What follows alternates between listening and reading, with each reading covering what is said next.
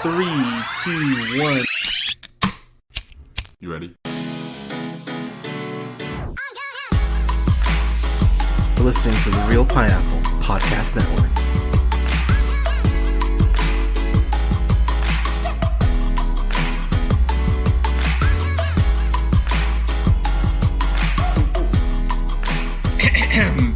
Good evening, everybody. Thank you so much for listening. This is the Real Pineapple. This is your humble host, Hunter, here. We are talking another movie for our Real Spooky series. This is not a spooky movie, but it is scary in terms of quality, but we will we will get to that.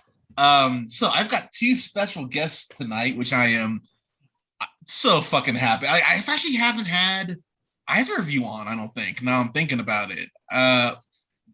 One of my guests is a part of the lost recording of our Fast 9 review, which is very fucking unfortunate. Really wish that audio existed still. But from the afternoon tune, I've got Nick here. Nick, how you doing, man? I'm doing fantastic. I got my dog right here in my arm, and I got my coffee in the other. I'm very sad you can't see Nick's dog, but his dog is fucking adorable. And oh my god, he's so cute. Hey, buddy. And then from random hilarious dad comments on Twitter, you know my other guest here. If only all of you knew the conversations that me and this person have had. I adore this person so much. Captain Canada himself, Bradley. Bradley, how you doing, sir? Good, thank you. So happy to be here. I discussed this story from long ago. Yeah, I would argue that it's not spooky. I would argue it's spooky in its subject matter. Yeah, that's fair. It's super scary for Eddie Gathigi because you know that guy is not lasting.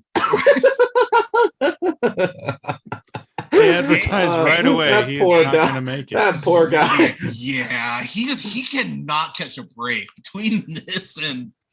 But we'll get there. So we are talking about the Twilight Saga. I love my movie too. They're like saga. Get the fuck out of here with goddamn saga. Right? It's like a book being over 500 pages and being called epic. It's like is our standards so low that it's just like 2 films in saga? Fuck you. I mean, this got published, so I guess so. So okay, I'm happy you brought up the books because. God, my sister's listening to this and be like, God, we hate you, and that's fine. What my sister is gonna hate. Yeah, my sister is gonna hate me for this, and like half the girls I dated in high school are gonna hate me for this. Fair. Because me, like any smart kid that was in high school around the times these books were coming out, realized that hey, this is what the girls are into. Oh yeah, dude. Yeah. As a young man, you do have to go. All right, like. How much am I willing to stomach before I lose myself? How much of my soul am I willing to give away? Exactly. Because for me, it was like the OC and like the Hills and that shit when I was in high school. And so well, maybe not the Hills, but the OC, its cult following is coming back. Yeah, so the OC, I remember shockingly not being torturous. It was the Hills shit. I was like.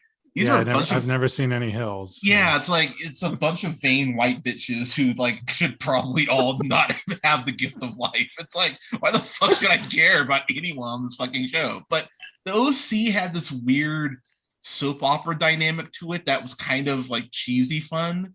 Kind of like a scripted, sorry, I should just say like the real world, but so kind of in that vein. But Twilight, I remember. So I would have been, oh God, when this movie, this was 2009, I want to say. Yeah. So I would have been, I was like 22. I just moved to Austin maybe a year prior to the movie coming out. And I remember when I was in college, there were a couple of female friends that I had who were obsessed with the fucking books. And my siblings, my sisters were 15 at the time. 15? Yeah, they were like 15 at the time. They were both fucking obsessed with it. They could not get enough Twilight. And I was starting to kind of get into the concept of maybe I want to do, a blog or something like that for movie reviews. And so my parents, being the smart people they are, went, yeah, fuck you. We're not taking your sisters to go see the Twilight shit. Go like Big Brother time. Go. So I saw. That was nice of you. So I saw Twilight. Well, they dodged a bullet. Right. So I saw Twilight, New Moon, Eclipse, and then Breaking Dawn Part 1 at midnight, back to back to back to back. And so I remember, I wish you could see Bradley's face right now, audience, but but the best thing about it is that there was a Buffalo Wild Wings like 200 feet away from the movie theater. So in between the movies, I had an open tab. I'm like, all right, give me a shot and a beer. And so I kept going back and forth. So it helped me get through it a little bit. But seeing all the films, which I have, and I'm reviewing every single fucking one of these before this is October, New Moon's the one that just angers me. Like, I really have multiple issues with it. And it's funny, I was kind of joking with Bradley about reviewing it. And the more we were talking about it, I was like, yeah, I really actually hate this fucking movie. And I kind of want to talk about why I hate it. So Bradley, I'll ask you, man, like, what was, like, because you've read the books, right? Haven't you? The first two excerpts from the last two. I never saw Breaking Dawn Part 2, but I did see the YouTube clip of the only reason that film is so popular. Yeah, which when we get there, that is one of the biggest like middle. I think that's one of the biggest middle fingers. Yeah. Which part? Michael Sheen just like going full Nicolas Cage, or the whole "fuck you, it was all a dream" sequence. Yeah, exactly. Like they pull the Roseanne. They're just like, oh. It's one of those things. It's like, wow, one of the laziest storyline components you can use. Just going, the quota Notorious B.I.G. just go, it was all a dream. It was all a dream. I fucking hate that shit. But to get into the movie, it's directed by Chris. Come on, this shit is written for teenage girls. You can't actually kill anybody in these. Well, to be fair, I think Bill Condon made the best of a bad situation, because in the novel, none of that shit happens.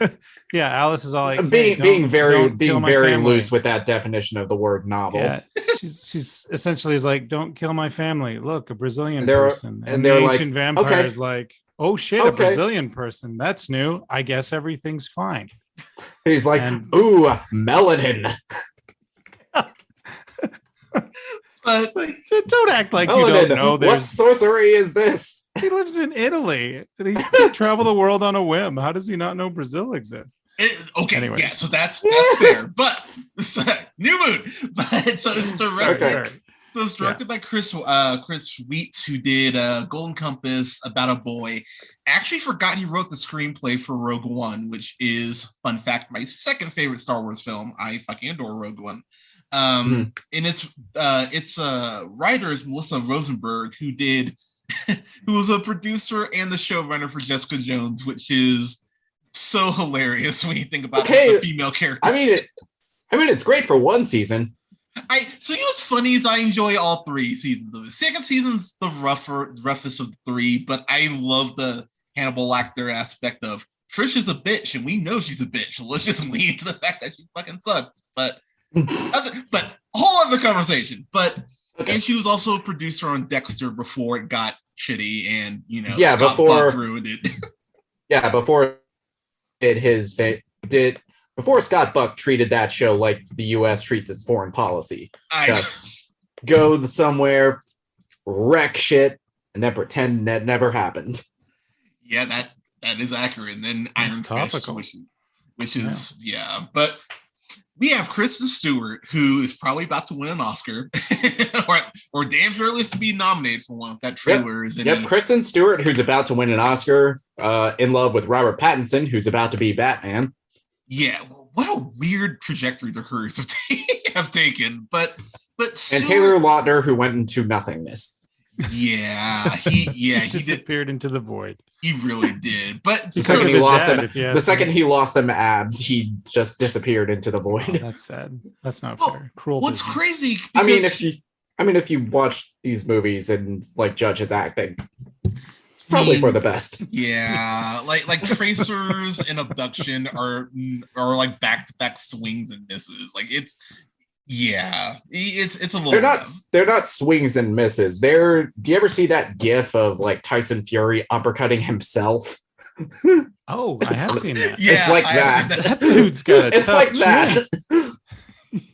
He took a blow from like a goat heavyweight and survived it. That's incredible. I mean, true. But so okay, this movie. So I think Twilight. So I haven't reviewed it Keep yet. your Proper. bone over there. I will. But Twilight, I think, is okay. Good's a little strong. I'll say it's okay. I give it a C plus. I actually like the music quite a bit in there. I think it's well scored. Yes, Decode is still a certified banger. Yeah, I mean, Supermassive Black Hole, which I've been called a time or two. There's some other songs in there that are actually good. And I think because it's the first one, it's kind of like the first Hunger Games in the sense that I'm not used to the trick at this point. So I'm not mad at this yet. But I'll be the first to admit, I think the Hunger Games films are average at best. I just never got into them. I think I feel the same way about the first Hunger Games that I do about the first Twilight. This is like this is introducing the franchise, introducing us to these characters, and at least with Catching Fire, it elevated itself by having actors like fucking Philip Seymour Hoffman and Donald Sutherland. That always helps. And, yeah, of course. Jeffrey Wright's in the sequel, I believe. Sequels. Sequels, yeah. Harrelson is shockingly good in those. Oh, yeah. It's Haymitch. That's right. Julianne Moore. So fun fact, the comparison I'll make between these two franchises, though, real quick. Breaking Dawn Part 1 and Mockingjay Part 1 put me to fucking sleep. I fell asleep so hard. No, they're not meant to be two movies. Like, that's goddamn, absurd. like they are slow, like slow movies. And I mean, nothing fucking happens in Breaking Dawn Part 1 except Stephanie Meyer's pro-life propaganda. Yeah, and so to segue back, that's what this movie's basically about. Is Edward has one night stand remorse. Basically, he's like, "Oh, I took this bitch to prom." God damn it! It's like, God damn it! I can't get rid of this bitch. Yeah, exactly. It's like I took this bitch to prom. She's fucking hooked. Oh fuck. That's the only reason he won't turn her, because whenever she lays out, he wants the fucking option to leave. Exactly, because dude, come on, Bradley, you know it's true. Because when she even lays out, like, hey, just turn me, like it would actually make our lives easier. I went. He keeps like finding different excuses, like, I don't want you to lose your soul, Bella. Yeah, Which, let's be real. I mean, okay, I know this isn't exclusive to religion, but goddamn, that is a very religious concept, the whole concept of a soul. So Edward kind of going, well, like, I don't want you to, I'm like, dude, like, that's the best you got. Like, that's bad. Well, considering who wrote this, Stephanie Meyer, a devout Mormon. Yeah, so you know what? Let's pause real quick and talk about her. So, first off, Stephanie Meyer, she ended up doing that movie in that book, The Host, which, god damn, that movie's so bad. I forgot about The Host. Just thinking about that, it's making me so depressed. But this is what happens, partners, when you're not satisfying your partner. They get really depressed and sad, and they write shitty fucking jokes, because this reads like a woman who's not getting dick down, is taking this reads like a woman who has never received cunnilingus. Yes, exactly. Maybe it's a sin, but The Host didn't strike like hey, according to DC Comics, heroes don't do that. She's clearly she's lifting a lot of X2 allegories for New Moon. Yeah. You know, when Bill is like, gee, Jacob, can't you just not be a werewolf? It's not a lifestyle. It's not a lifestyle. Yeah. So that's interesting. An LDS author making pro LGBTQ statements. So that's kind of interesting. I mean, she's at least pro one sexuality. Or she was trying to appropriate that phrase for, I don't know, nefarious purposes. Love is love, but only between Bella and Edward, you know. Yeah. Love is love, but only between Bella and Edward, the two pretty white people that you The whitest. They turn so white when they're vampires. So I'll be real. So white they sparkle. Is Bella whiter than Edward somehow? Because it really looks like there's this point where they are in this meadow, and credit to the movie, there are a couple things that I actually like about this movie. I will give it a couple points for a few things. So I actually like the way that initial dream sequence is shot. It's dumb, but I actually like the way it's shot, and it goes on for like a minute too long. Like you kind of get the point. Like halfway through the sequence, it's like you could cut here, and I don't need to see her like all like rosy, you know, looking like a raisin and shit. Like you can kind of cut it like a minute before. Well, but it's kind of pandering to the family thing because she's like, "Oh, Edward, that must be my grandma. Come meet my grandma." And I'm like, "Come on, your parents don't give a shit about you. They're just dumping you off left to right." Oh, you what don't give a fuck. It's like she doesn't give a single fuck about Charlie. Right? Like what grandma do you have, Bella? Not one that would come to your wedding, I guess. Yeah, your grandma. Yeah, you don't give a shit about your grandma. Your mom abandoned you so she could go get dick.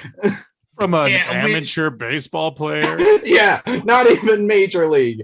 Not even a rock star. Just a guy who owns a bat and knows some drunks that play together. I do appreciate though that almost like the movie stopped just short of saying exactly what you just said. Like Bella's mom wanted to get dicked down by a guy half her age, and and she's like, "Oh fuck, this mopey teenager hanging around is gonna fucking kill my vibe." Yeah. I think when I was rewatching it, I put in our group chat. It was like just my headcanon dialogue. Look, Bella, it's hot girl summer, and I need dick. So go live with your dad for like a couple months. Which, you know what?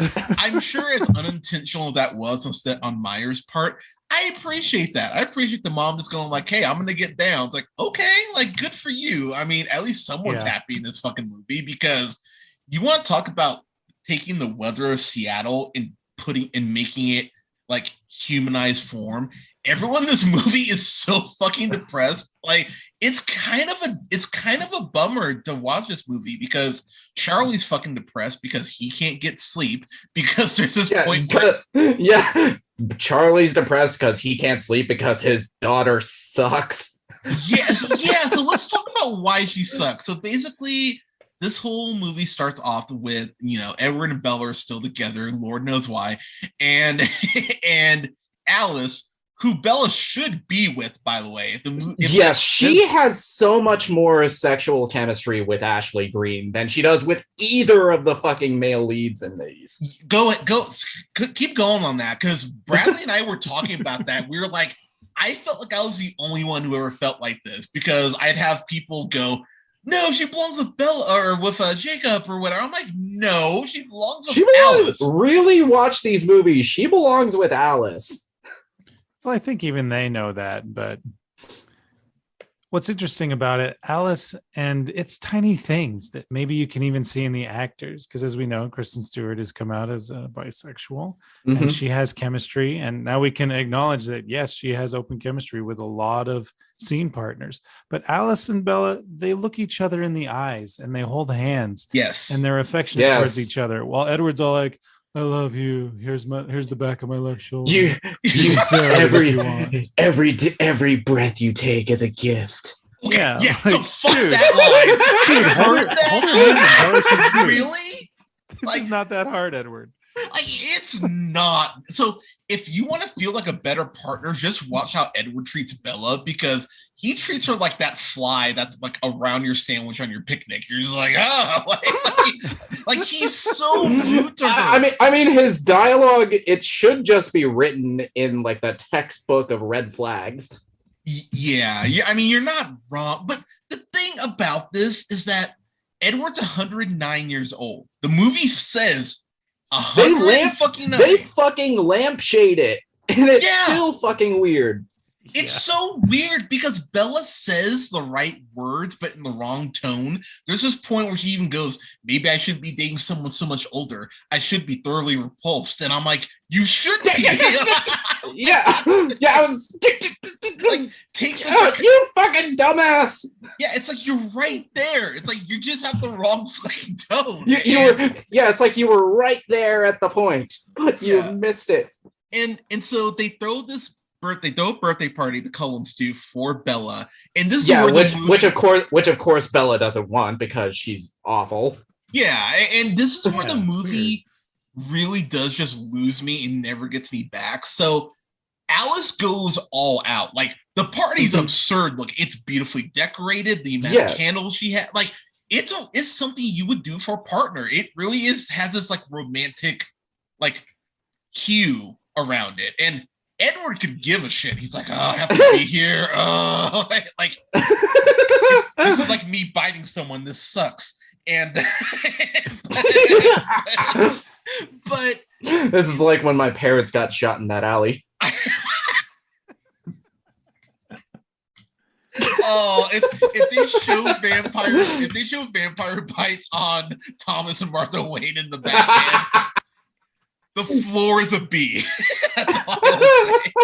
But so apparently ribbons are out to get Bella because this ribbon cuts Bella. It's just like everything is out to get Bella because it's like tiny ribbon. She gets a paper cut and it's like she snipped an artery. Yeah, it's like a soft trap. It just like cuts her hand. And then she's like, oh shit, blood. And the amount of blood that falls is fucking ridiculous for a ribbon, by the way. It's like a fucking Kill Bill effect. It's like a paper cut. And then yeah. And Jasper, who in the first movie was just giving me like creep vibes anyway, just from his looks. The dude fought for the Confederacy, so he was probably just pissed off that a bunch of darkies were going to the same school as him. That's probably true. And he's just like, oh, they're not in the back of the bus. This is bullshit. They just brush right over that too. They really do. But that's for the Eclipse review. But Jasper stares her down. Like he's like, oh my God, I'm about to eat this bitch.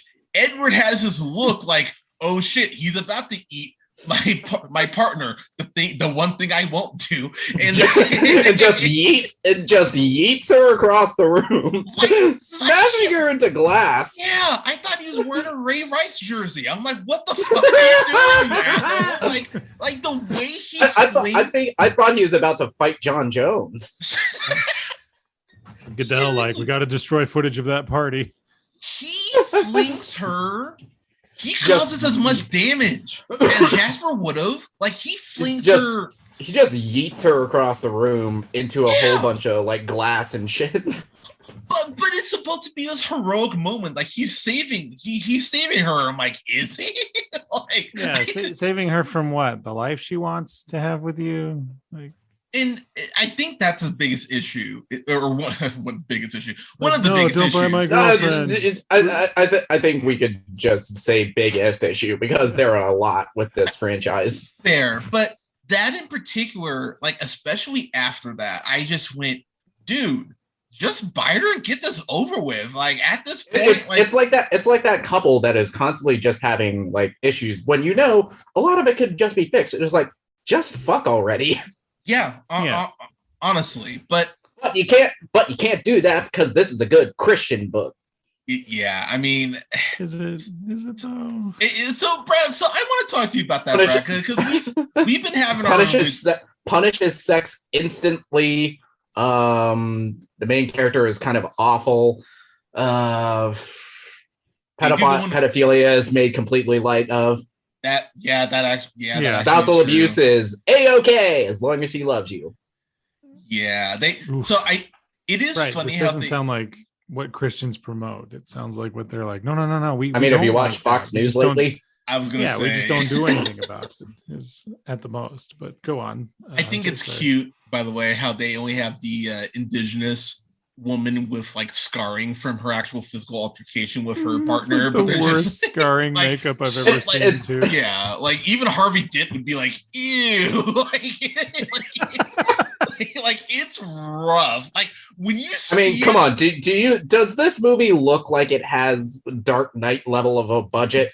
I mean, you're not okay. Yeah, you're not wrong. Because anytime someone jumped off a cliff, I was like, holy shit. I was like, am I playing Echo the Dolphin right now? every time they do like the vampires like super speed effect, I was like, oh Jesus Christ.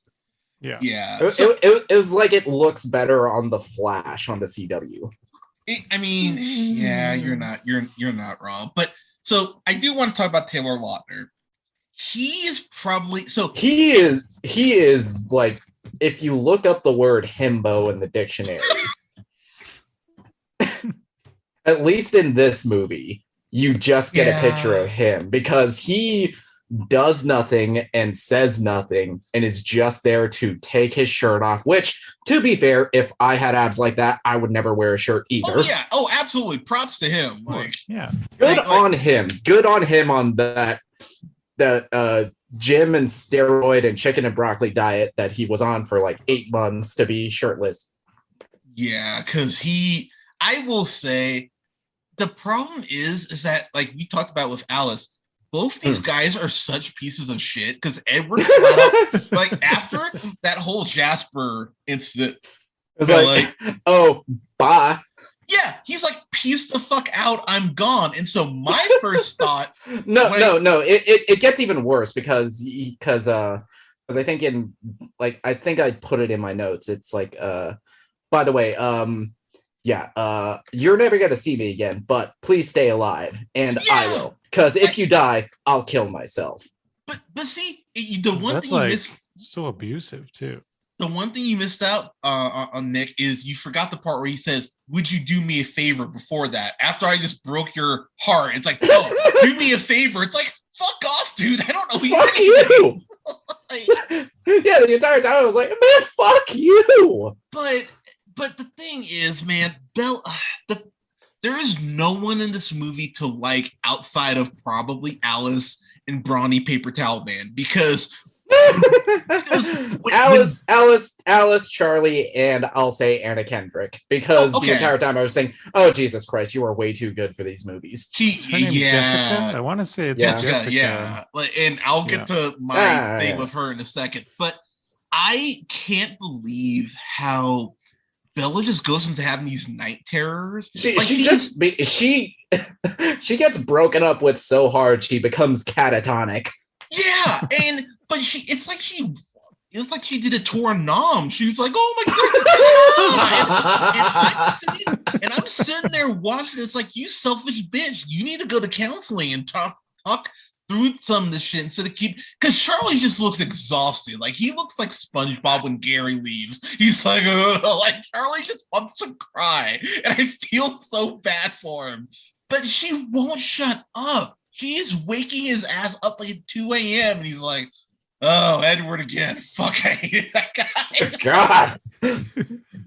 Like, it's absurd. And the movie is like, you're supposed to feel bad for her. And I'm like, she barely knew Edward. Yeah. She dated him for like a couple months in high school. High school relationships are fucking idiotic. Yeah, and it was all awkward dating. Like she'd come up to him and be like, "I love you so much," and he'd be like, "I love you so much." And it was like, "I used to watch you." Dangerous. And I was like, "I watched you sleep a lot." I've watched you sleep. Which, by the way, if I said that to my if anybody in this fucking chat said that to their partner, we would get the fucking cops called. I've experimented on this. Not the way you're thinking. Like, as I said, I read these with my wife when we were a young married couple. Oh. And I even turned to her like, "You were young?" He's watching her sleep long ago.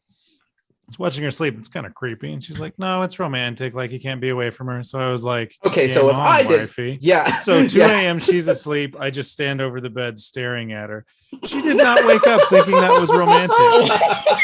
She screamed. And I was like, "I'm being romantic."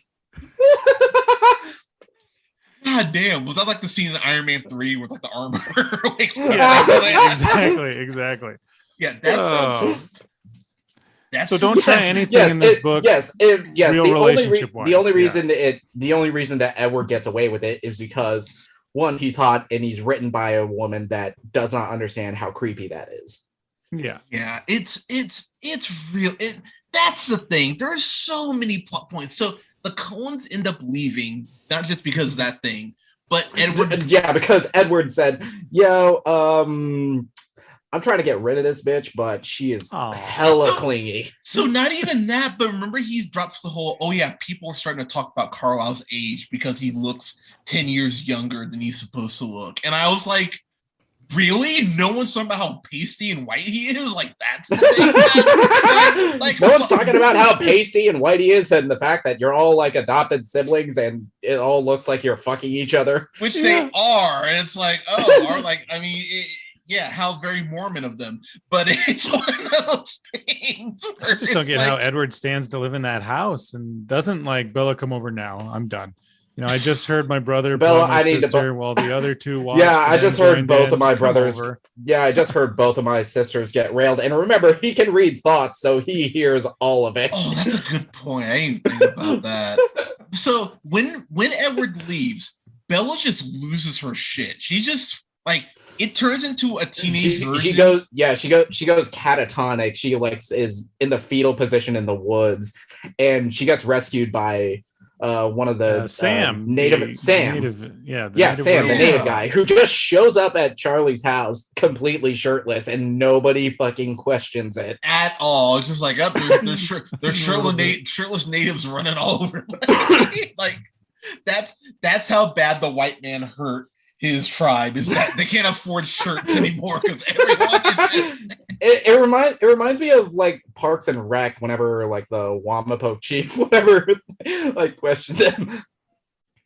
It's Sam Yulee, who I do want to say has come a long way. Chasky Spencer, he's in Blood Quantum and I believe it's called The Wild Indian, which are both excellent films. So check them out. Don't like be weird and say he was in Twilight, boycott for life. Yeah, don't be like you did when they announced the Batman casting. Yeah, exactly. It's like people, you know, everyone has done shit since then. Like, and I always have to bring up, it's like Brad Pitt was in fucking Cool World. You know, that's one of the first things. Like it's one of his first starring roles. Like, no one still goes, oh, it's a guy from Cool World. It's like, oh, you have multiple other movies you can bring up with Brad Pitt now. It's like, so. We are doing this somewhat for fun, but yeah, Bella just loses her shit. Like she goes to this she hangs out with this biker, and Bradley, we were having this whole conversation about this, how Bella turns into an adrenaline junkie, which is stupid by itself, but she is doing she's not doing it to like feel adrenaline, which okay, fine. I've done dumb shit after a breakup, but she does it to see the Force ghost of fucking Edward. Thank you. And it's insane. Like, it's such an insane notion. Like, there's no reason why there should be a Force ghost Edward. It just happens in this movie. And it's because I guess Robert Pattinson got it into his contract that he gets paid a certain amount if he has this much screen time. Oh wait, or he tried to get out of it and was like, I felt this was probably one of his better performances in these movies because he was probably relieved to find out, thank God I'm barely in this one. Yeah, he's got like 20 minutes. Yeah, I mean, and a lot of it's voiceover work to the end. Yeah, because even like when these movies were coming out, he was constantly talking shit about. It was like I read the book and it was like something that shouldn't have been published. Yeah. Yes. So I didn't spent years of press tours trying to get fired from Twilight. I didn't realize how much shit he talked until you filled me in on it. And I was like, I had no idea he was like this during the press tours. Like, that makes me happy. But hey, like Bradley, we've talked about it. A check's a check sometimes. Yeah. A check's a check. It got him the A-list status that he is. And without this franchise, he probably wouldn't have had the creative freedom to do stuff like Lost City of Z or The Lighthouse. True. Yeah. Go ahead, Bradley. He probably read this. I always thought he read it and was like, dang, this is a weird, creepy character I'm in. And then when he got, on set and they told him how the direction was going to go, and they were like, and it's all love. It's not what you think it is. It's not saying it how it is. But this means love. And he was probably like, oh shit. And he was like, oh. Because when he talks about Edward, it's always like, negatively, but not in a sense that he's saying because it's a shit character. He'll say stuff like, this creepy old virgin of 109 years old is stalking a teenager. And it's like, that is what's happening. We just say it out loud. It's like, fuck, that's horrifying. Yeah. Yeah, it's like this entire series is a legit one pass in the editing room away from just being a horror movie. Yeah, it's like how someone on YouTube recut Mrs. Doubtfire to be a horror movie. And you're kind of like, well, it's like if you take a couple things and tweak it, but Bella going with these bikers, I just went, and I hate this phrase, the whole phrase you were asking for it. Bradley, we talked about this scene. We both were like, there's no way that he does not get assaulted. Like, I'm sorry, but it's one of those things where the guy's catcalling her before she says a fucking word. And Jessica, Anna Kendrick's character, is like, Bella, do you know those guys? Which she fucking doesn't. And Bella's just like, oh, I need to go see something. I think I see something. And she just leaves her fucking friend. And I'm like, you're leaving her too, you selfish bitch? And he goes and gets on this guy's bike and then sees Edward's Force Ghost go, you're in danger, or whatever the fuck it says. And she goes, I don't care. And I'm sitting there going, I'm supposed to feel bad for you. That the movie's telling me I'm supposed to feel bad. I don't feel bad. I feel fucking angry that you would leave your friend like that, number one. And number two, let's call it what it is, Bradley. If anything happened to her, her dad's the fucking sheriff. Like he's gonna have to deal with that shit. Like Bella is being so reckless. I'm just sitting there. So you brought up the point when we were talking about this 101. The most fascinating character is this noble biker. And when you said it, I went, motherfucker, Bradley's 1,000% correct. And I'm fascinated by that notion because there's like a separate movie there. Like this guy, just, you know what I mean? Like it's a weird concept in this movie, but it's insane how that biker is just like, I'm going to drive you around. Oh, you're ready to get off? All right, here you go, ma'am. You have a good night. And I'm like, what? Biker gang in Seattle politely lets troubled youth know that things aren't so bad. And drops politely let a, I'll say, mildly attractive teenage girl off their bike, no questions asked. Right. It's just like, come on. And I'm okay. Hey, so, remember, this is written by a good Christian woman. Mormon woman, all right. They're the ones with the plates, and but I will say one of the scenes, because I said I had a couple things I actually liked. I enjoyed the score in this movie. I think the score is actually well done. Like the music in these is actually pretty solid. Even like there's 5 of these. The music's pretty good in all 5. It's like okay to varying degrees, but I think the music's good.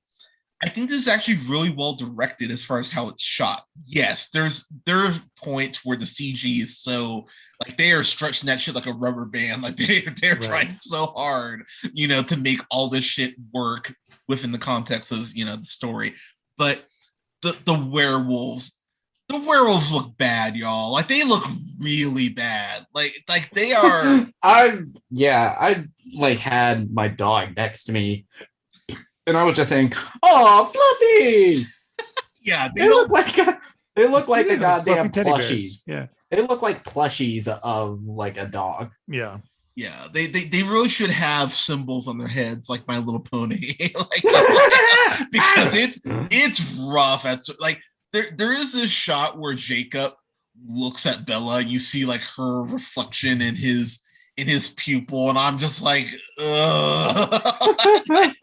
Like this is dumb. But then there's this scene with Victoria in the woods where she's like kind of like stalking Charlie and what's his name? Harry Clearwater. And I actually liked that scene. I actually thought that scene was had tension's a little strong, but like it had a little bit of suspense, I guess. Suspense. Yeah, I think it's a little like a Lifetime movie level of suspense. I'd say would probably be appropriate for that. And that's fair. But I don't know. For me, that scene actually stood out. I went, oh, okay. And it does actually end with Harry dying, which, while not a well-developed character, I went, okay, that actually has a consequence to it. I mean, he's not a white character, and he's barely in the movie, so you can kill him, no consequence. Right? They're like, that's fine. Redhead and killed over. That was awkward to me. Yeah, it was like the ginger actually sucked out his soul. He was all like, "My dream woman." The ginger ate his soul. So one of my complaints, and I am going somewhere with this. One of my complaints with Daredevil season 1 is that Daredevil figures out who Fisk is like by episode 3, and it's pretty much one of the subplots for the rest of the movie or the rest of the season is watching everyone else put it together. Jacob tells Bella this whole legend in the first fucking movie about the vampires and all this shit and the wolves. Like, they talk about that in the first one. And so when I don't remember them ever using the words like vampire. They just use the pale skin. So for all she knows, she's kind of a dumbass. So she was probably thinking, white people. But considering she's dating a fucking vampire, there's no point she thought, well, maybe Dude, you have watched all 5 of these movies. Are you telling me that she had the foresight to put it together that Jacob was talking about vampires? Okay, look, I was a dumbass in high school, but even I was sitting there going, like, God damn, I would have put this together. like, come on. I mean, I knew it was about vampires, but I guess she would probably just assume, he's talking about the whiteys. Yeah, that makes sense to me too. I mean, it was just, again, maybe I'm just giving her more credit, but like when he lays everything out, but when he lays it out, I just went, this is nuts. Like, even for this movie, this is kind of insane. I do kind of weirdly appreciate, again, to Bradley's point, how they stole that shit from X-Men and went, well, the gene only pops up in certain people. How's that work? Shut up. How's that work? Shut the fuck up. Well, that's the fuck sad you. thing. You're dumb for questioning it. She could say, well, evolution, but then she'd have to walk back that certain. that is a really, oh man, could you? Our ancestors, the fucking Mormon accidentally walks herself into goddamn evolution. Yeah. Jacob's ancestors have been around for 5,000 years. I've been around for a million. 5,000 years. Right. And they were gifted these powers by God. The other thing too, just to kind of get to the end of the plot here, Alice just shows back up randomly. Just really randomly, Alice is back. I went, but are you really going to complain when Ashley Greene shows up in these movies? I mean, very true. No, I was like, okay, that's pretty great. But Jacob pulls a Star is Born because Edward calls and is like, okay. First off, why the fuck would Bella let Jacob answer her landline? Very good. I actually have that note here. That's awkward. Point. And what he says is very weird. It's like Swan residence. Oh yeah, he's not here. He's planning the funeral. Like, why is Edward doesn't even bother to ask like a follow-up question. No, not at all. Like, what is that? Why is he planning the funeral? That funeral could be for anyone. And that could be literally for anyone. Yeah, Charlie has other friends besides Bella, you selfish dickhead. And he probably doesn't even know. So Pattinson only has about 20 minutes because this is really Taylor Lautner's show. He really is the one who takes over. And it is so clear. I know we've talked about it, but Taylor, like Shark Boy, his ability to go, to quote Drake, from 0 to 100 real quick is fucking insane. Like, there's this point where he tells Mike, who I'll get to in a second. Which we are well aware of your hatred for this character, but so let's get it to it for the people. But Jacob, though, his level of anger, it's insane. He's about to fight a dude for like puking during an action movie. Yeah, which, by the way, so cool. I'll get back to Jacob. That brings me to fucking Mike. Mike is the biggest villain in these fucking movies, even more so than the Valtori, and it really bothers me. It feels like there was a scene from Promising Young Woman where Mike got cut out of the movie. Yes, like he's one of those guys who would be leading one of those old college chants where there's dropping the N-word on a bus. Like he would be that dude. Like everybody, he'd be one of those guys chanting "No means yes, yes means a." Yes, Mike fucking sucks. And there is this point. Bella comes back to the group. She comes back into the fold. And he might as well be like in a Nosferatu cape, just like, oh, like, she's not back at the table for 2 minutes till he's like, she's there for 2 seconds, and he's like, just, like, hey, you want to go see a movie with me? And he goes, oh, let's go see Love is Love spelled backwards or whatever the fuck it's called. That sounds like the fakest fucking movie title ever. Which which gives me fucking something that Kate Hudson probably would have started in the early aughts. Absolutely, especially after Almost Famous. Definitely, she's like, oh, I got that. I got the one good movie out of the way. Let's do a bunch of shit. But Bella, because she's Bella, goes, oh, let's go see, what's it called? Face Punch? Oh, Face Punch. Yeah, because she wants to see something with adrenaline. It's like, god damn movie. Like, it is relentless with like, Bella needs adrenaline, and Bella needs adrenaline. Like, it's like, even Gavin Rossdale will say, you don't need that much adrenaline. It's like, calm the fuck down. But Bella just keeps doing shit. Like, she jumps off a cliff, which, why? What? Like, even getting in a swimsuit first. No, like doesn't like fully. Hey, come on! This is a good Mormon book. You can't show any like partial nudity. Yeah, right. Like ankles, legs, shoulders. No ankles. She is in a coat the whole time. Now that she's incredibly pale for someone from Arizona as well. Like if she said, you're came here not from lying. Arizona. That's why nobody questions it when she eventually does turn into a vampire, because she's just always kind of looked like that. I mean, true, but it's Jacob is straight up abusive. Like he really is. He is full. Especially this movie and in Eclipse, he becomes full on nice guy. Yeah, like there's this point where I'm gonna get back to this, but I don't want to say his credit. Bella is the biggest cock tease maybe in the history of anything. There are so many points where she's like she is like toying with his goddamn 6-pack. Yeah, saying the entire time, I just want to be friends. It's like, do you? even I was like, man, fuck you. Yeah, there's this point in his truck where she's like, oh my god, I'm gonna kiss you, and then turns away. It's like, oh, you bitch. And you fucking.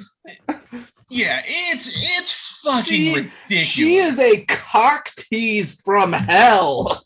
She really is. And there's this point in the theater when they get out of the movie, Jacob says, hey, I'm not giving up on you. And Bella says, and I'm paraphrasing, I don't want you to. Yeah, but because I don't want you to leave. I'm like, you are a selfish fucking person. Why should I like you? So I'm sitting there watching Jacob, who, by the way, the first time there's any remote tension between them, he grabs her by the wrist, which I went, that's great. That's not that's not a horrible fucking omen at all. But they have the nerve to go ahead when Edward gets back, and Jacob is just pushed right off to the side again, as if he wasn't there for her when Edward just bailed. And so you're sitting there going, well, Edward's back. This is her, quote, love of her life, unquote, because, sure, she knows what what love is. But hey, because she's an idiot teenage girl and Edward's the first guy to give her like any kind of attention. True. Yeah. But Jacob was there, as shitty of a person as he is, and she just goes, "Well, hey, he's back, but I'm gonna keep you around. I'm gonna give you just enough hope. I'm gonna so you keep pursuing." To that episode of How I Met Your Mother, The Hook. She keeps him on the fucking hook. Yeah, that's actually that's a real good comparison. Actually, she's like a scene away from just saying, "I'm sorry, I just can't be with you right now." Yeah, it's maddening. And last thing, before I throw it back to y'all, the Valtori stuff I think is hilarious. Because yes, Michael Sheen is the best part of this entire franchise because he just doesn't give a fuck at all. Like he was probably he'd probably be smoking a joint or whatever, talking to David Tennant. He was doing I guarantee he was doing lines right before every take just to wake up from how little energy he was getting from fucking Kristen Stewart in these movies. They didn't need to give him red eyes. He did that much coke. He was just like, "Oh, cool, you're all set, you're good." But he just showed up. He's like, right? They're like, "Oh, Michael's good. Let's go." Makeup, all right. But the Valtori, it just shows how incredibly overmatched the Cullens are because Edward gets into a fight with one of them. Yeah, sorry, Daniel. Yeah, speaking more to the X-Men comparison, it's Daniel Cudmore who played Colossus in the Singer X-Men movies. Wait, is it really? Wow. Yeah. Oh, that's a fucking trip. I did not know that. Shit. Wow. Okay. The more you know. But that whole scene just shows Edward apparently is Chris Pine's it's Chris Pine as Captain Kirk because he cannot win a fucking fight to save his life because this guy wipes the fucking He's floor like Steve from Stranger Things. You're not wrong. like he gets his ass handed to him easily, and then fucking Dakota Fanning shows up and goes, "This will hurt a bit," and then melts Edward's brain for 10 seconds or something like that. Just puts the fucking Cruciatus curse on him for a second. Yeah. So I'm going to ask you guys, does it just feel like they're just pulling these powers out of their ass? Because yes, 100%.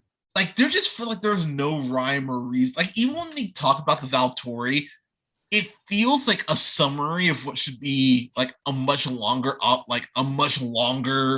explanation as to how they fucking work. It's a very weird that's all right. And that's kind of my biggest problem for this entire franchise, in that the most interesting parts of this are relegated to being side characters so we can follow this boring ass romance with this boring ass girl with no personality, and somehow all of the fucking immortal goddamn beings are obsessed with her. Yeah, it's one of those. It's weird. Yeah, it's one of those things that Bella even goes don't kill Edward, because they're about to kill Edward. They're like, "All right, we're done." Yeah, they're about to rip his goddamn head off. Yeah, they're like, "All right, we're done playing for food. Let's go ahead." That would have been fun to see. And right, and Bella goes, "Don't kill him, take me," which I just went. Really? What does that even mean? Why didn't they look at her like, who are you? When did who she the fuck? Why nobody in that room is like, "Who the fuck are you?" Yeah, I do love that. Correct me if I'm wrong, Bradley. I know I'm jumping ahead to part 2, but why does Bella do they ever explain why Edward can't read her mind pre-vampire? No, because I know her because she's so super special is all. That doesn't what? That's so dumb. That's literally the entire explanation in the final book. It's she's so special that she was made to be a vampire. Yeah, she was born to be super. She was born to be one of us. Yeah. Oh, legends really tell that an officer. It really. Honestly, is it any dumber than any of the shit that has been on in these 4 movies in 5 books? The Chosen One is any dumber than any of that? No, I know the Chosen One. I mean, I get that, Brett. Like, even in Harry Potter, I'm like, all right, fine. But Sure. but there's at least a little, like, there's some tragedy with Harry's life that I can go, all right, fair play. This is just a selfish girl like who is special because just a shitty teenage girl who is special because it's dictated by the author. It is unfortunate that I want what I want and I've made up my mind about it. That's kind of a good trait to have, but it's told in, like you said, the most absolutely selfish ways possible. Like if she was still living her life every day being like, I want Edward, I know what I want. But no, she's held up in the attic in a chair in the fetal position. Yeah, it's like that makes it less empowering and less certain. It makes it horrible. They focus entirely on the one character who is completely passive throughout this franchise. Yeah. And the books are all told from this passive character's franchise, so you can only imagine all of the cool shit that's going on outside of her. Yeah, I mean, wow, that's a really good. I didn't even think about that. That's a really good point. It's kind of maddening though, because there is something. I feel like Stephanie Meyer would have supported Gilead from The Handmaid's Tale. I want to be a Fred. I've only seen a little bit of Handmaid's Tale, but I still understood that reference, so I'm happy I got that. But so, last thing I will say before we get to our final thoughts here. Okay. The whole thing with the natives, with the one girl who had her face all fucked up and all that. It feels like this is.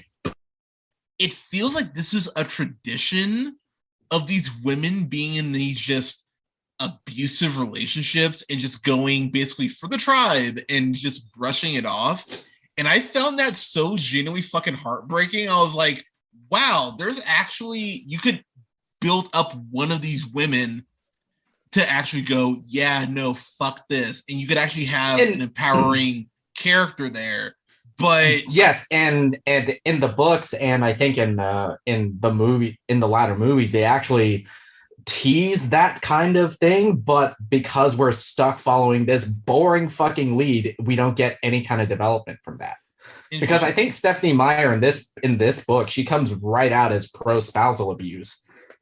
Because all of the characters are like, yeah, Seth got angry one time and let it happen. He felt bad and apologized, so it's okay now. They literally say that he felt bad, apologized. Look how sad he is that he ripped his girl's face open, and Edward's reading that mind. Yeah, look and how that sick, abusive mind is saying, "Ooh, she used to be pretty."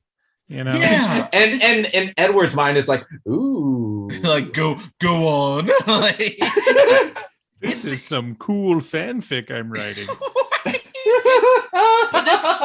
but it's stuff like that where, you know, and I've had fans of these books and of this franchise go, you're being too hard on it. It's like, look, y'all, like you cannot say, oh man, I am totally about, you know, women being represented well and all that, and then watch something like this and go, oh, this isn't a problematic view of a relationship, because it really is. And go ahead.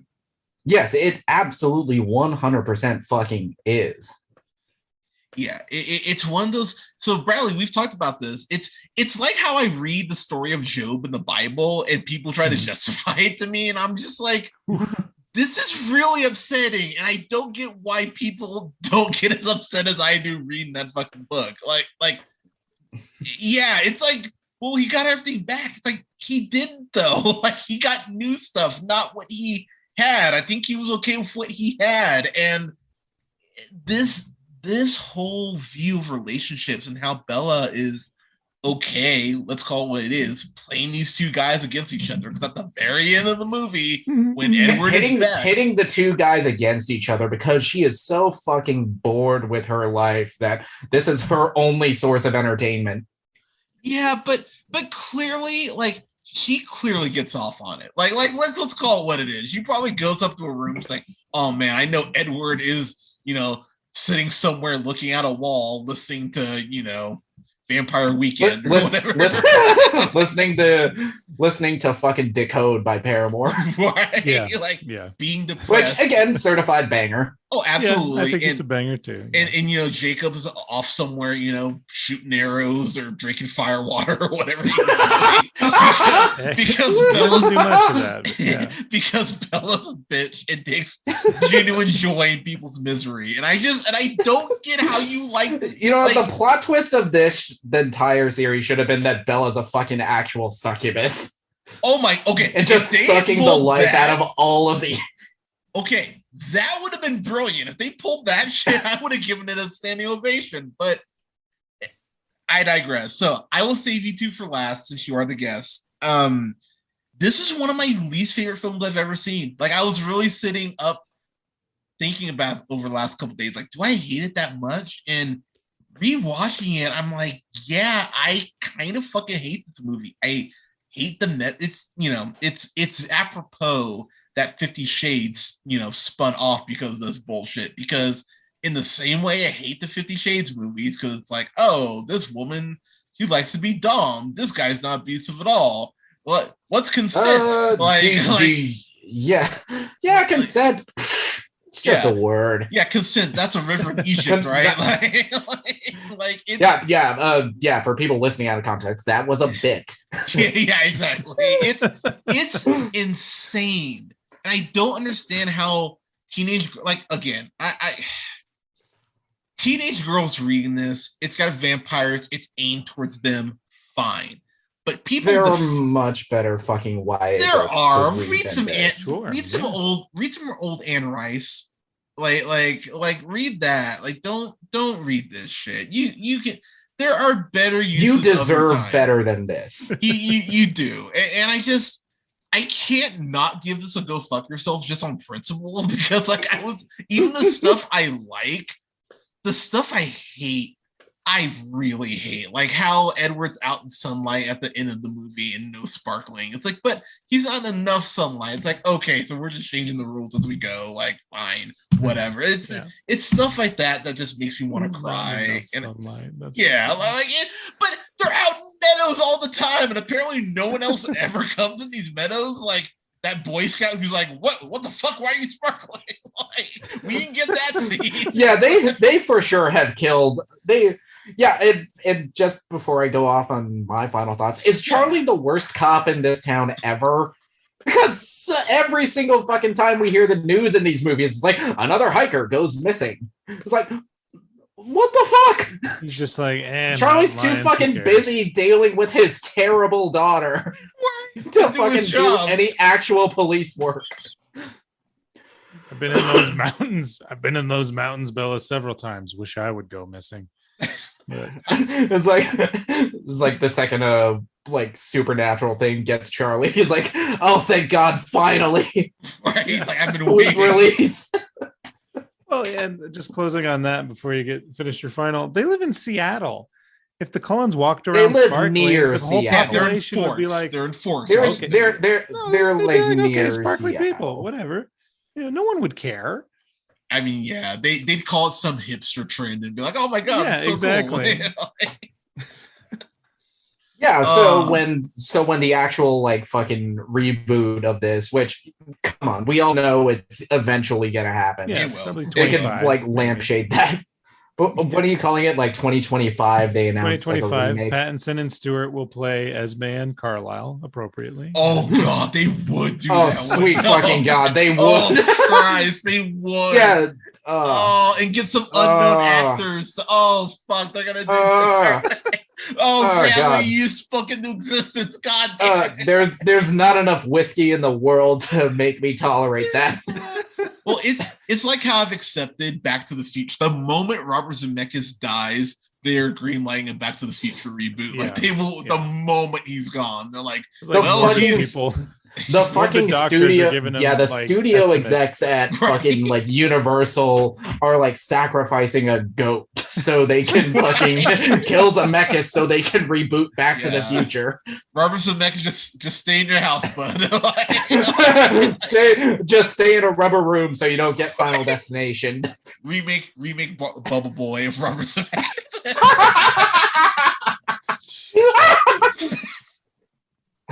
But sorry, Nick, final thoughts and go ahead, and you're great. Sorry. Okay, so when I was a teenager, and again, young, dumb teenager who was, just starting to get into girls, and I'm a guy with slightly brown skin who could pass for a native. So, of course, when this movie came out, I did okay with the opposite sex for the first time. So I had to stomach saying that I actually liked this movie.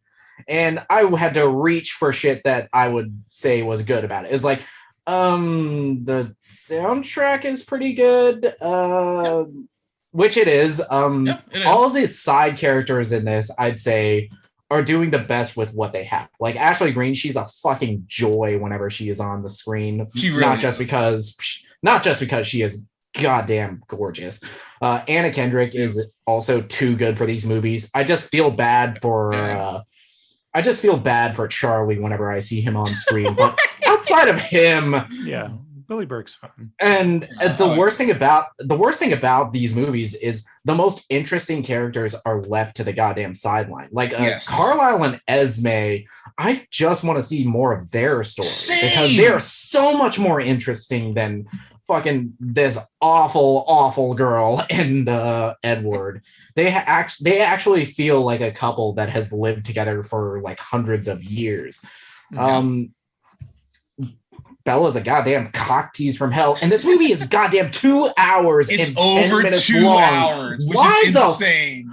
Why the fuck is this movie over 2 hours? Yeah. And I gotta concur with you, Hunter. This movie's a go fuck yourself just on the message of it alone. Yeah, and that's where I land, because there's stuff I do. Like I said, I mentioned some stuff I like, but to your point, there's this one scene of Carlisle fixing Bella's cut after Jasper went all crazy. After Edward just yeets her into a bunch of glass. Yeah. Oh yeah, that too. But there's this scene of Carlisle like bandaging her up and talking to her, and I went, "This is a great act. This is actually a really good scene." And then Carlisle's just gone for the rest of the movie. It's like, God damn it. And credit to Peter Facinelli. He's fucking solid in all of these movies. And that was my point. Yeah. He's solid in all these movies, as is most of the cast, especially considering what a lot of them went on to do after these movies ended. This, like Elizabeth Reeser, who plays Esme, she was amazing in The Haunting of Hill House. Yeah. So I've heard she was great in that. I'm happy. Phenomenal. I'm happy she's like gone on to better stuff, because this was which most of the cast has gone on to bigger and better things. Sans Taylor Lautner. Yeah. Womp womp. Don't watch Abduction, kids, or The Ridiculous Six. His dad's listening to this, freaking out right now. Like, how dare they curse my baby? Yeah. Oh God. That would be you can't buy your baby talent, fucker. Rumor has it, like, his dad was like his attitude was like on permanent contestant who Simon Cowell just said will never be in the business. And he's like, my son's gonna be huge. He's gonna be everywhere. You'll see. Damn. So yeah. Well, he did at least kick Adam Sandler in Grown Ups 2, which is something I've wanted to do for years. Come on, you really think he kicked him?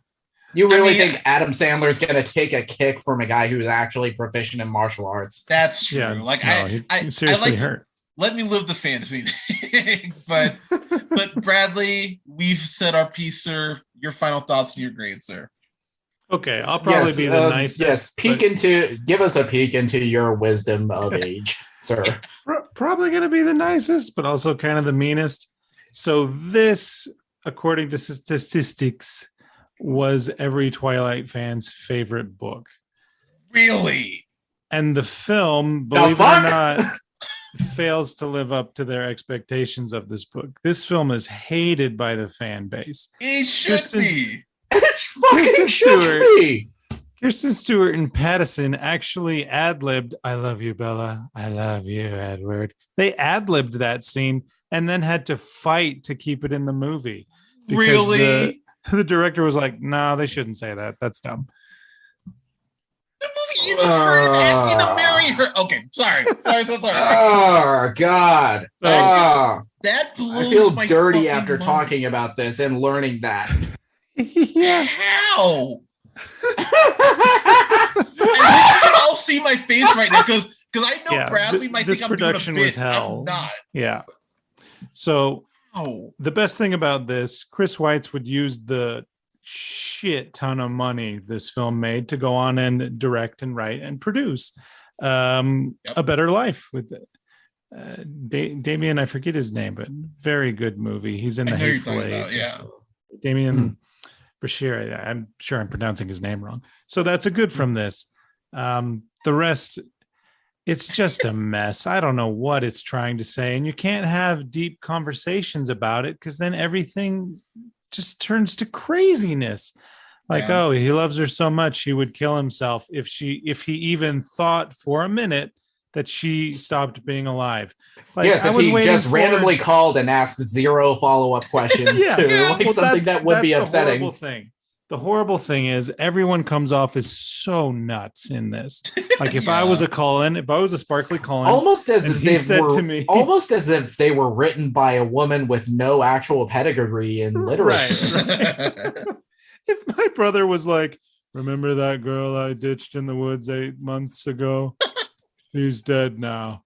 I'd be like, what does that matter, Edward? You fucking left her alone and said you were never coming back. What does that matter to you? Even the black vampire Laurent brings that up. It's like, who? Yeah. It's like, you pieced out months ago. Yeah, when he brings up the fact how much does he care about you to leave you alone? I went, thank you. Even a villain is telling you that. And she's like, the villain is like, wake up. And that's what makes this so upsetting to me is she. And I know you guys have pointed out, selfish teenager who thinks the world's about her. That's what they're all like. Sorry, that's a generalization. Just teenagers are terrible. Let's just take the word. Let's take the word selfish out of there. Just say teenager. Yeah. Teenagers suck. Her, the native girl who's all like, speaking as the former deeper the scratch, the better the love. Like they all deserve better. And for some reason, the film doesn't deliver on that. Like you deserve better than being treated this way. Yep. Especially by someone who loves you. Yeah, Bella isn't even fucking mad when Edward shows back up and goes back to Fort. She's not even pissed off a little.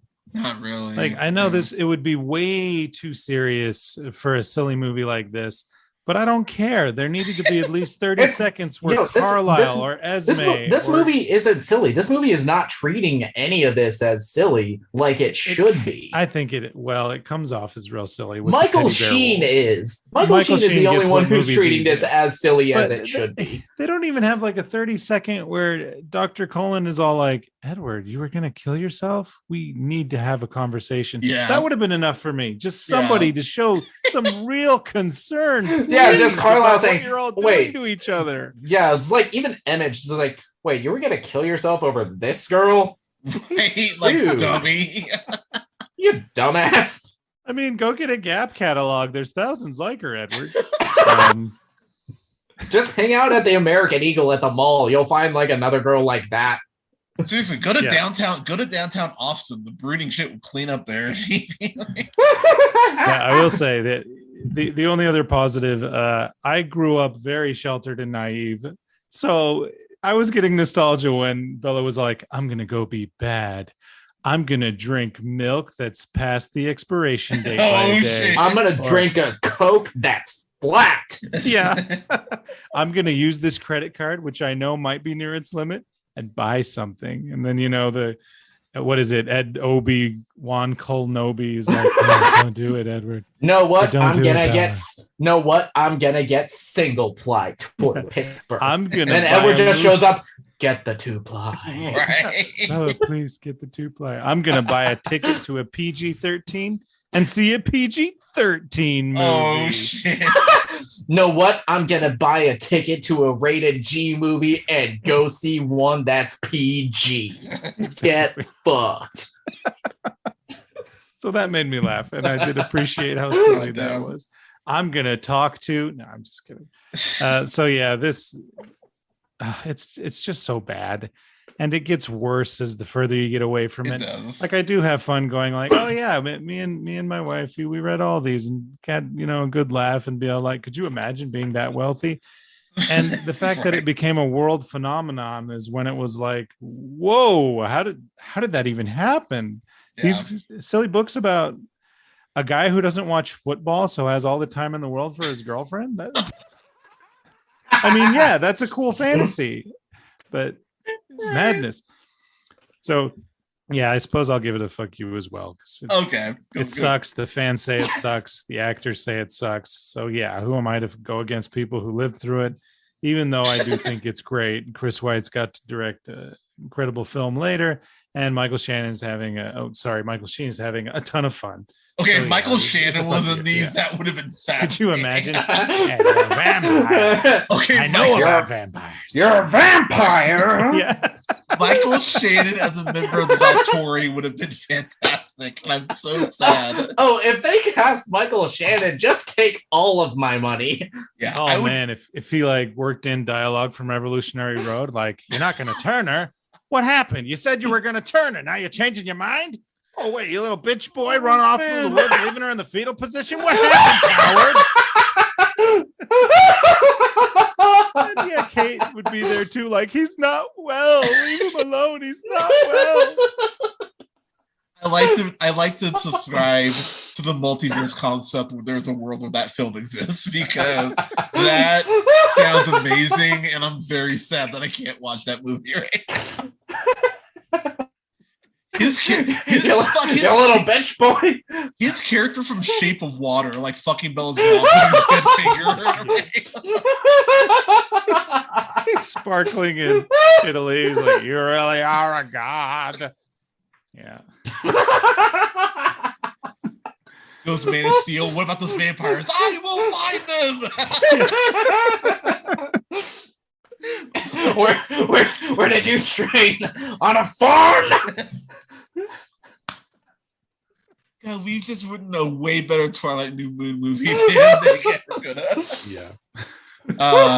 That movie needs to exist. Come on, Summit, get on it. Recast.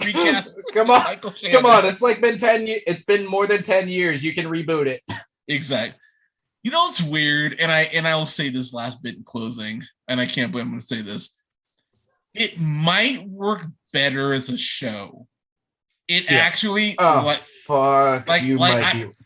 I mean, you gotta like change up the length of this each season, because it's like some of these I could justify being like 8 episodes max. New Moon, it's like 4 episodes tops. Okay, but I think because there's not enough content in all of these books to justify like maybe more than like at most 6 episodes. Okay, so I mean, I think you could do Twilight and you could do Twilight in 6. You could easily do Twilight in 6. You could do New Moon in 3. Well, what if you do Twilight in 8 episodes, but add personality and interesting dynamic? What if Edward actually likes school, and that's why he keeps going? He's like, I like reading people's minds, and I like chemistry. Like something interesting to why he would even be there. Honestly, just say, you know what? I'm bored. And have her be from Arizona, and maybe she misses Arizona. Just something, not or just give any of the characters any kind of semblance of a personality. I will say when people say, and this is another positive, they're like, Kristen Stewart's awful though. She's just a blank canvas. She's a nothing. Read just 10 pages of this book. She is nailing this character. She is like is described as an absolute nothing. Yeah, and I think Chris Herman was the guy who said that she could be the best actor in the world, but if you're given shit material, there is only so much you can fucking do. Like Myers, she's literally writing passages where like Bella looked in the mirror. She didn't see anyone really. She was like nobody, and she might as well be nobody. A blank personality. You know what? It's you. We get it. Bella. You get to be Bella. Okay, we're moving on. We get it. You're supposed to be Bella. Yeah, interesting prose, but okay.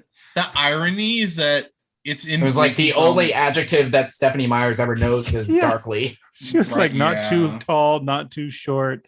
Her hair was a reddish, blondish, greenish brown. Yeah, her eyes were bluish, brownish, greenish color. Yeah. But So. Stewart, though, like, look, we in closing here, everyone for the most part's gone on, like, you know, outside of Lautner.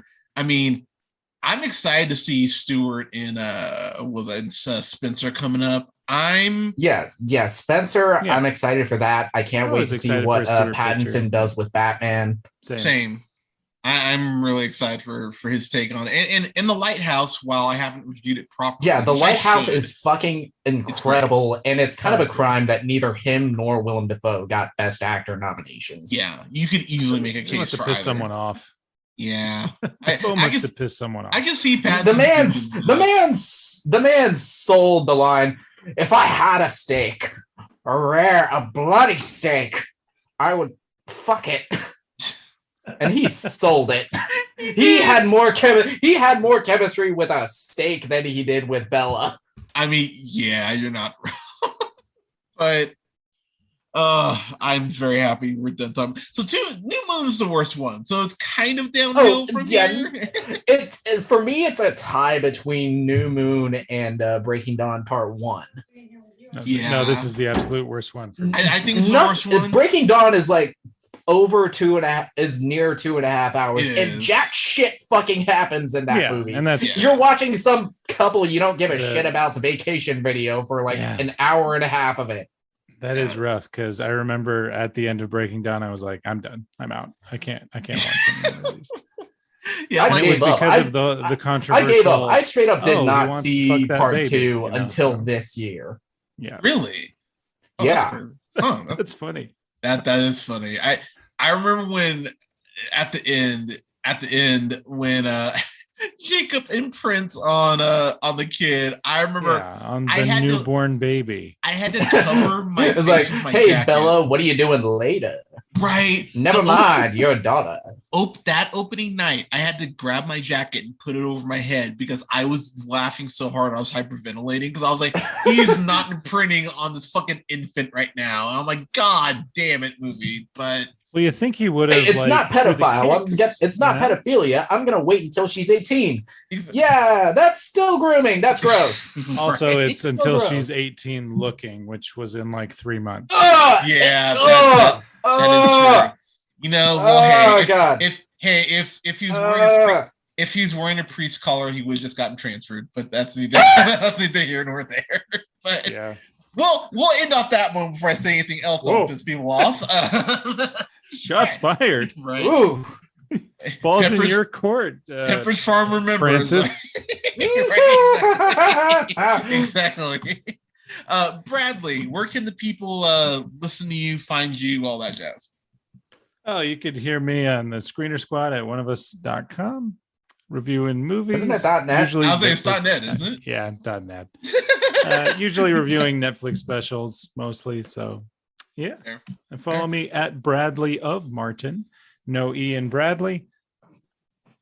I usually always tweet back, so whichever.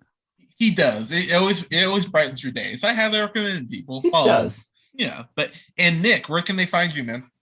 All right, you can find me personally, Twitter, Instagram at Night and Day Nick. You can find my podcast, The Afternoon Tune, anywhere you listen to podcasts. The Afternoon Tune. We do our show live on Twitch every Friday and Saturday.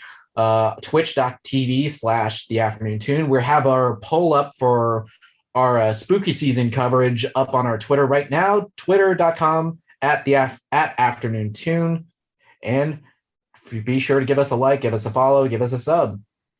Right on. I need to hop back on. Actually, for those of you who have not listened to Afternoon Tune, you can find me on there. I was on the Fast and Furious series retrospective, which I had a blast on. We did a retrospective of the entire Fast saga. And unlike this series, that actually earns the title Saga.